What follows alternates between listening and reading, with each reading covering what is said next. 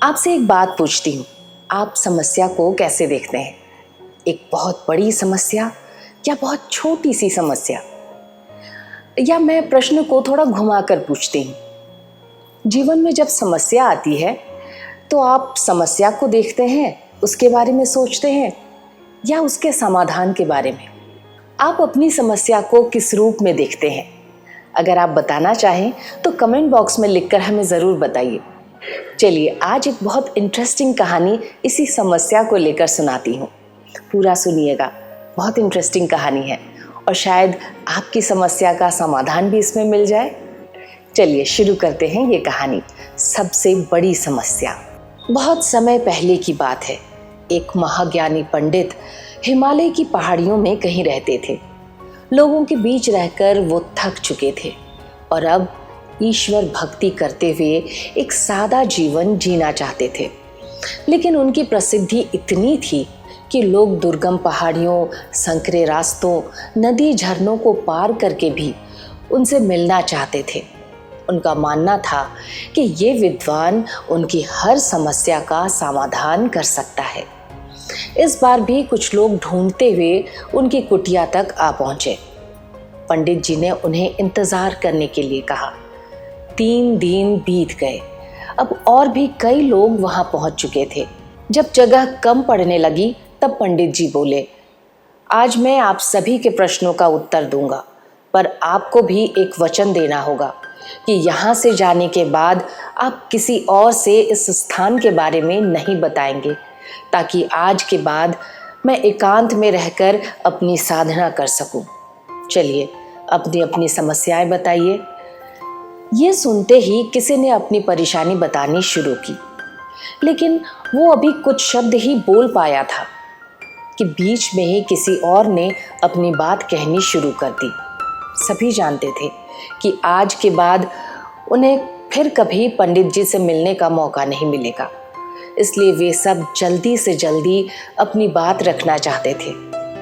कुछ ही देर में वहां का दृश्य मछली बाजार जैसा हो गया और अंततः पंडित जी को चीख कर बोलना पड़ा, कृपया शांत हो जाइए, अपनी अपनी समस्या एक पर्चे पर लिखकर मुझे दीजिए। सभी ने अपनी अपनी समस्याएं लिखकर आगे बढ़ा दी। पंडित जी ने सारे पर्चे लिए और उन्हें एक टोकरी में डालकर मिला दिया और बोले, इस टोकरी को एक दूसरे को पास कीजिए। हर व्यक्ति एक पर्ची उठाएगा और उसे पढ़ेगा। उसके बाद उसे निर्णय करना होगा कि क्या वो अपनी समस्या को इस समस्या से बदलना चाहता है। हर व्यक्ति एक पर्चा उठाता, उसे पढ़ता और सहम सा जाता।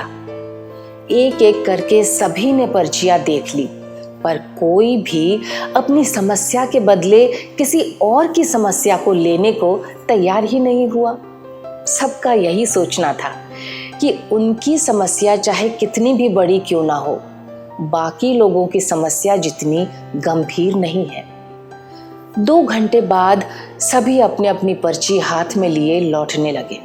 वे खुश थे कि उनकी समस्या उतनी भी बड़ी नहीं है जितना कि वो सोचते थे। इस कहानी को पढ़ते हुए मैं यही सोच रही थी कि हम अपनी छोटी छोटी परेशानियों से कितने परेशान हो जाते हैं ना। इतने ज़्यादा परेशान कि चूहे जैसी समस्या को हाथी बराबर समझने लगते हैं।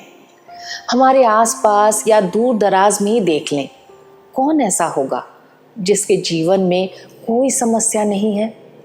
कोई पैसे के लिए परेशान है तो कोई सेहत नहीं है इसलिए मायूस है।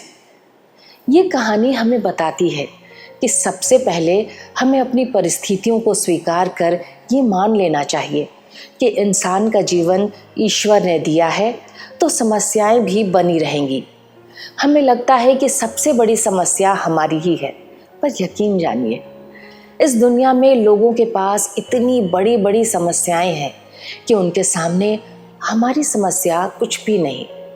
इसलिए ईश्वर ने जो भी दिया है उसके लिए शुक्रगुजार रहिए और एक खुशहाल जीवन जीने का प्रयास करिए। अपनी समस्याओं को कम करने का एक उपाय हो सकता है कि समस्या पर बहुत ज़्यादा दिमाग लगाने से बेहतर उसके समाधान पर ध्यान केंद्रित किया जाए।